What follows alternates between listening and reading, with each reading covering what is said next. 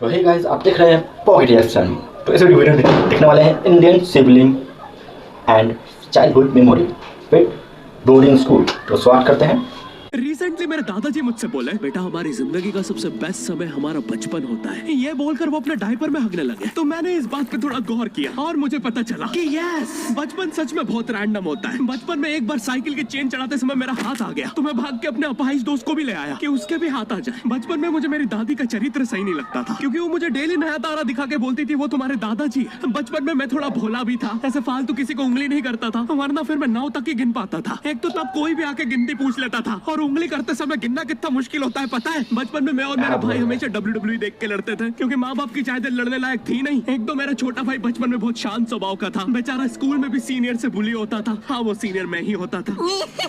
एक बार मुझसे बोलता भैया डॉक्टर बनना मेरा सपना है, तो मैंने उसे नीट की बुक्स ला दी, तो अब वो उसका पूरा सपना बन गया। अब वो डॉक्टर गेम में भी बीमारी बनता है, और बवासीर पीछे होती है। चिंटू, बुक्स नहीं पढ़ रहा है तू? एक बार बेचारा बिस्तर पे गिर के रोने लग गया, तो सब बोलने लग गए कुछ नहीं हुआ, चींटी मर गई, चींटी मर गई। मैं यहाँ सोच रहा हूँ फिर अभी तक हम चींटियों वाले बिस्तर पे क्यों सो रहे थे। हाँ, घर में सबकी पीठ पे ददोड़े हो रखे हैं। हाँ, ये नहीं गिरता तो हमें तो पता नहीं चलता बिस्तर पे चींटियां है। हम तो सोए जा रहे हैं चींटियों वाले बिस्तर पे। और स्कूल में जब भी ये छोटे भाई पैड में हक देते हैं, तो बड़े भाई को क्यों बुलाया जाता है? पता है कितनी घनघोर बेइज्जती होती है पूरी क्लास के सामने, और बुलाते भी इतने सस्पेंस है, वो देख के बड़े भाई का हगना निकल जाता है। ऐसे 2 छोटे बच्चे स्लो मोशन में भाग के आ रहे हैं। हाँ, वो उनकी नॉर्मल स्पीड है।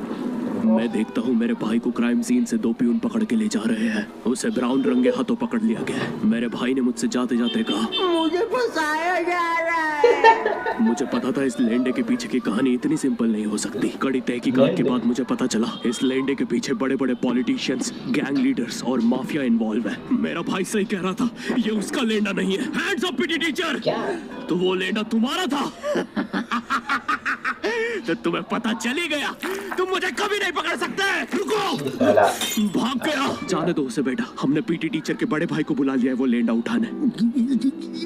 लेंडा आपकी नजदीकी सिनेमा घरों में पड़ा होगा तो देख के पैर रखना। ये चैनल पर जितने भी अजीब व गरीब चीजें तुम देखोगे, मैं और मेरे भाई की लाइफ में हमेशा होती रहती है, और इसलिए हमने ये चैनल नॉट योर टाइप बनाया था। मेरे भाई ने कहा तू बोल, और मैं एनिमेशन करता हूँ, और लो बन गया नॉट योर टाइप। आपके अरे अभी भी लेंडा लगा हुआ है। बचपन में बोले जाता था कि तुम जितने दांत तकिए के नीचे रखोगे तुम्हें उतने ही रुपये मिलेंगे। तो मैंने दादी की 32 रख दी, तो मुझे 32 रुपए मिले। वो 32 7,000 की थी। जो पिटा हूँ ना मैं घर पे, साली स्कैमर दांतों वाली परी चांदी का दांत ले जाके 1 रुपया देती है। दांतों से याद है, बचपन में सब सूखा बॉर्नविटा खाते हैं क्योंकि दांत दूध के होते हैं। ठीक है, ये वाला जोक हटा दूंगा। बचपन में मुझे चुड़ैलों से बहुत डर लगता था। एक बार मुझे चुड़ैल के पैर के निशान दिखे, तो मैं उल्टा भागा, पर फिर मैं चुड़ैल के ही घर में आ गया। हाँ, मैं पट्टी में भूल गया था उसके पैर उल्टे होते हैं, तो फिर मैंने सोचा इसका पीछे से सर फोड़ देता हूँ। सर फोड़ने गया तो वो उसका मुंह निकला। फिर से भूल गया कि साली चुड़ैलों के बाल भी मुंह पे होते हैं। आदमी को पता चले तो चले कैसे। जब मैं छोटा था, नींद में बिस्तर भी बहुत गीला करता था। मेरी मम्मी हमेशा गुस्सा करती थी कि सोने से पहले सुसु किया कर। अब उन्हें कैसे बताऊं, फिर गीले बिस्तर में मुझे नींद नहीं आती। बचपन में मुझे गुस्सा भी बहुत आता था, तो मेरी मम्मी ने मुझे एक रेड स्टोन की अंगूठी पहना दी, और सरप्राइजिंगली उससे मेरा गुस्सा इतनी जल्दी उतरने लग गया, क्योंकि अब मैं जब अंगूठी पहन के लोगों को पीटता था तो गुस्सा इतनी जल्दी शांत होता था। वैसे ये अंगूठी मुझे एक बाबा जी के आश्रम से मिली थी। जब मैं वो आश्रम में गया था, वहाँ एक बहुत ही हॉट सी बंदी मुझे देख के बार बार स्माइल करे जा रही थी, तो मैंने भी मौके पे चौका मारा और जल्दी से अपना नंबर पेपर पे लिख के उसकी तरफ फेंक दिया। वो बंदी ने भी बड़े प्यार से मेरा नंबर उठाया और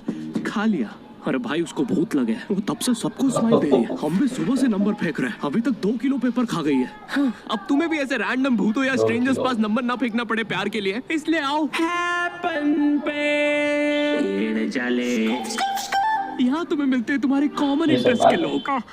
मुझे बॉर्नविटा बहुत पसंद है। मुझे भी रोहित फेवरेट स्पॉट पे जा चुके हैं। यहाँ तुम्हें उनकी प्रोफाइल्स भी मिलती है, तो अभी जाकर अपना नेक्स्ट क्रश स्पॉट करो। बाहर जाके खेलो। अब बाहर मेरे मोहल्ले के बच्चे भाई वो ऐसे अजीब अजीब से गेम्स खेलते थे। कहीं ड्रैगन फ्लाई में रस्सी बांध के उसको पेट बना लिया है, कहीं नंगे भाग रहे टायर के पीछे लकड़ी मारते मारते। मेरी मम्मी को उन पे दया आ रही है कि बेचारे गरीब बच्चे किसी भी चीज से खेल लेते हैं, फिर हमारी कार पलट जाती है। हाँ, वो टायर हमारी कार का था। और मुझे एक बात बताओ, चक्के से खेलने पे वो गरीब कैसे कंसिडर हो रहे हैं? क्या पता उनने कार खरीद के चक्का निकाला हो, क्या पता लैम्बोर्गिनी के चक्के से खेल रहे हो। नहीं, तुम्हें कैसे पता चल रहा है वो गरीब है या अमीर? और एक चक्के से इतनी सारी एक्टिविटी करेंगे ये लोग। कभी चक्के में रस्सी बांध के झूला बना दिया, कभी झूले से फिका के खुद को लूला बना दिया, कभी लूले पे झूला बांधकर हुला हू बना दिया। ये इतने हरामी बच्चे थे, इनके साथ कोई भी घर घर नहीं खेलता था, क्योंकि घर ये जुए में लगा के हार जाते हैं। ये वो बच्चे जिन्हें तुम रिमोट कंट्रोल कार भी दोगे तो उसकी मोटर निकाल के पंखा बनाएंगे। एक बार इन्होंने रिमोट कंट्रोल रिमोट बनाया था, तुम अगर इस रिमोट पे बटन दबाओगे तो इस रिमोट पे बटन दबेगी, बस। ये लोग मकर संक्रांति के दिन पतंग भी लूटते थे दुकानों से। पतंग से याद है मैं बचपन में अपने दोस्त जनक के साथ बहुत पतंग उड़ाता था। जनक गुजराती था और गुजराती लोग तो बहुत बड़े पतंगबाज होते हैं। वो लोग गला काटने के बाद भी काहे पहुंचे चिल्लाते हैं। जनक मेरे घर पे इतना बड़ा गिर्रा लेके आता था पतंग उड़ाने। उसमें पता नहीं कितने 1000 किलोमीटर का मांझा लपटा होता था। हम दोनों का सपना था उस गिर्रे की पूरी ढील देना। एक बार तो गिर्रा खाली होने ही वाला था, पर वो पतंगार तो घूम के हमारे पीछे से आ गए। हमने हमारी पतंग काट दी। तो इस बार हमने सोचा पतंग पूरी परपेंडिकुलर उड़ाएंगे, स्ट्रेट।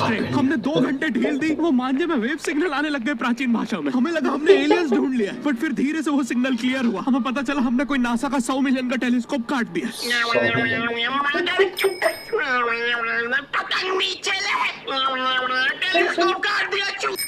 नासा का टेलीस्कोप जैसे नीचे गिरा, बच्चों से पहले इसरो ने लूट लिया। बहुत वियर्ड था, इतने सारे बुड्ढे छत कूद के भाग रहे थे। एक तो जनक के मांझे में इतनी सारी गठाने होती थी, वो मांझा इतना भारी हो जाता था। हम चौथे माले से पतंग उड़ा रहे, वो दूसरे माले पे उड़ रही है। बचपन में बोला जाता है किसी भी स्ट्रेंजर से बात नहीं करते, तो फिर मैं इशारे करता था। तो फिर दादी मेरे चरित्र पे सवाल उठाती थी। दादी से याद है पुराने जमाने में एंटरटेनमेंट के लिए कुछ होता नहीं था, तो लोग 7-7, 8-8 बच्चे पैदा कर लेते थे ताकि उन्हें जायदाद पे लड़ता देख मजे ले सके। मेरे पापा के 5 भाई और 4 बहनें, टोटल 9 बच्चे। मेरी दादी ने जिंदगी के 9 साल बस बच्चे दिए। दादी ने 9 साल तक पेट में इतनी लातें खाई है, उनके अंदर से एब्स आ गए थे। मेरी दादी लिटरली अंदर से टूट चुकी थी। उनका इतनी बार ऑपरेशन हो रखा है, उनको डॉक्टर ने टाकों की जगह चेन लगा दी थी। भाई आज के जमाने में तो इतने बच्चे कोई पैदा नहीं करता, उल्टा अबॉर्शन करवा लेते हैं। और यस, मैं अबॉर्शन बोलूंगा क्योंकि मुझे जेल नहीं जाना। एक तो इंडिया में भी अबॉर्शन करवाना लीगल है, लेकिन बच्चे का जेंडर जानना इलीगल है। मतलब तुम मार तो सकते हो, लेकिन किसे मार रहे हो ये पता नहीं कर सकते। तो देखो अब रिस्क कितना बढ़ गया है। क्या पता अंदर शेर बैठा हो या कोई बड़ा गैंगस्टर, क्योंकि तुम्हें तो पता नहीं है तुम किसकी सुपारी दे रहे हो। क्या पता वो अंदर बंदे लेके बैठा हो। बचपन में सबके मम्मी पापा डराते हैं, मस्ती मत करो वरना बोर्डिंग स्कूल भेज देंगे। और मुझे बोर्डिंग स्कूल से इसलिए डर नहीं लगता था कि मैं वहां जाके अपनी फैमिली से दूर हो जाऊंगा। मुझे बोर्डिंग स्कूल से इसलिए डर लगता था क्योंकि वहां पे वो बड़े दांतों वाला ईशान अवस्थी होता है। मैंने पहली बार जब तारे जमीन का ट्रेलर देखा था, तो उसमें वो पागल बच्चे ने आतंक मचा रखा था। फिर मैंने मूवी का नाम पढ़ा, तारे जमीन पे। मुझे लगा बिछाए होंगे इस पागल को पकड़ने के लिए, शॉक वॉक देना होगा तारों से। इसके तो दांत भी इतने बड़े हैं, सारी तारे काट देता होगा। मुझे ट्रेलर देख के लगा कोई एक्शन मूवी है, आमिर खान जोकर बना हुआ है। मुझे लगा यही तारों का जाल बना के पकड़ेगा पागल को। हाँ, ट्रेलर देख के तुम्हें क्या ही समझ में आएगा। एक शॉट में आमिर खान बोल रहा है आपके बच्चे को डिसलेक्सिया है, फिर अगले ही शॉट में जोकर बन के बड़ा मछलियाँ उड़ती क्यों नहीं। फिर मुझे लगा ये शायद अपने माँ बाप को बोल रहा था। और दया तो मुझे उस लंगड़े बच्चे पे आती है जिसके बगल में ईशान अवस्थी को बिठा दिया था। वो बेचारा उठ के भाग भी नहीं सकता। और मैंने तो सुना था बोर्डिंग स्कूल में बस नॉटी बच्चे जाते हैं, तो फिर इस बेचारे गाय से बच्चे को क्यों यहाँ भेज के रखा है। कोई ऐसा तो नहीं इसके पहले पैर थे और ये बहुत मस्ती करता था, तो माँ बाप ने पैर तोड़ के इधर भेज दिया। बस भाई मेरा हो गया है आज का। अगर तुम्हें वीडियो पसंद आई तो यार लाइक मारो। एम करते हैं 7 लाख लाइक्स के लिए। पिछले वीडियो में नहीं आए थे इसलिए अब मैं औकात में आ गया हूँ, इसलिए अभी लाइक मारो। चैनल पे नए तो सब्सक्राइब करो। मुझे मुंह दिखाई के लिए 10 मिलियन सब्सक्राइबर्स चाहिए। और हैपन को भी डाउनलोड करना मत भूलना, लिंक डिस्क्रिप्शन में।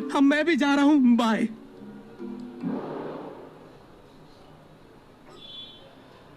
तो आपको वीडियो कैसा लगा? अच्छा लगा, लाइक करें, कमेंट करें, शेयर करें, सब्सक्राइब करें। बाय।